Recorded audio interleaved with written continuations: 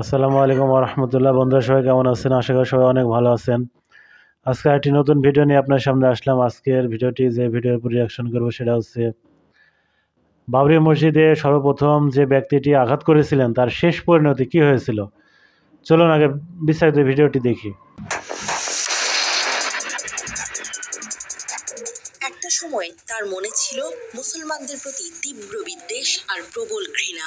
বলবীর সিং ছিলেন হিন্দু ধর্মান্ধ জনতার একজন, যারা 1992 সালের 6 ডিসেম্বর 16 শতকে নির্মিত বিখ্যাত বাবরি মসজিদ ধ্বংস করেছিলেন। বলবীর সিংই ছিলেন প্রথম ব্যক্তি যিনি কেন্দ্রীয় গম্বুজের ওপরে পৌঁছান। তার হাতে ছিল একটা হাতুড়ি। এমনকি মসজিদ ভেঙে ফেলার পর তিনি একটি ইটও নিয়ে গিয়েছিলেন। এই ইটটিকে তিনি মুসলমানদের বিরুদ্ধে তার ক্ষোভ ও ঘৃণা প্রশমিত করার জন্য চিহ্ন হিসেবে রেখে দিয়েছিলেন। মসজিদটি ধ্বংস করার পর বলবীর সিং এবং তার বন্ধু যোগেন্দ্র পাল গভীর আত্মদর্শনে নিমগ্ন হন। 6 মাস পর তারা ইসলাম ধর্ম গ্রহণ করেন। বলবীর সিং, যিনি এখন মোহাম্মদ আমির নামে পরিচিত, বাবরি মসজিদ ধ্বংসে অংশগ্রহণের প্রায়শ্চিত্ত হিসেবে 100টি মসজিদ নির্মাণের শপথ করেছিলেন। মৃত্যুর আগ পর্যন্ত তিনি 91টি মসজিদ তৈরি বা সংস্কার করেছেন।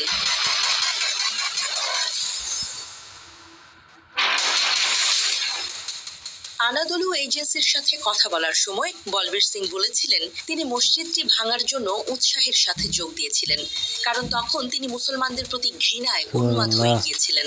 তিনি বলেন, আমি বাবরি মসজিদের জায়গায় ভগবান রামের নামে মন্দির তৈরি করার প্রতিশ্রুতি দিয়েছিলাম। ভুল বুঝতে পেরে আমি 100টি মসজিদ নির্মাণ করে আমার পাপ ধুয়ে ফেলার প্রতিশ্রুতি দিয়েছি। হিন্দু কট্টরপন্থী সংগঠনের পৃষ্ঠপোষক রাজনৈতিক দল শিবসেনার সদস্য ছিলেন সিং। তিনি জানান, তিনি রাজধানী দিল্লি সংলগ্ন হরিয়ানা রাজ্যের পানিপথ শহরে নিয়মিত RSS মহড়া এবং প্রশিক্ষণ প্রোগ্রামে যোগ দিতেন। সিং বলেছিলেন, মসজিদ ধ্বংসের পরপরই তার মাঝে আত্মোপলব্ধি হয়। পরে তিনি যোগেন্দ্র পালের মাধ্যমে মাওলানা করিম সিদ্দিকীর সংস্পর্শে আসেন। তার আচরণ এবং বোঝার উপায় বলবীর সিংকে আত্ম অনুসন্ধানের দিকে পরিচালিত করে। 1993 সালের 1 জুন তিনি ইসলাম গ্রহণ করেন। বলবীর সিং পানিপথের কাছে একটি ছোট গ্রামে হিন্দু রাজপুত পরিবারে জন্মগ্রহণ করেন। তার বাবা একজন স্কুল শিক্ষক, যিনি মহাত্মা গান্ধীর দর্শনে অনুপ্রাণিত ছিলেন। সিং বলেছেন, তার বাবা ভারতের স্বাধীনতার পরপরই রক্তপাত এবং বড় আকারের সহিংসতায় বিরক্ত হয়েছিলেন এবং এলাকার মুসলমানদের সাহায্য করার জন্য তার যথাসাধ্য চেষ্টা করেছিলেন। 1992 সালের 6 ডিসেম্বরের দুর্ভাগ্যজনক দিনটির কথা স্মরণ করে বলবীর বলেছিলেন, সারা ভারতে জড়ো হওয়া হিন্দু স্বেচ্ছাসেবকরা ভয় পেয়েছিলেন যে সরকার মসজিদ রক্ষার জন্য সেনাবাহিনী মোতায়েন করতে পারে।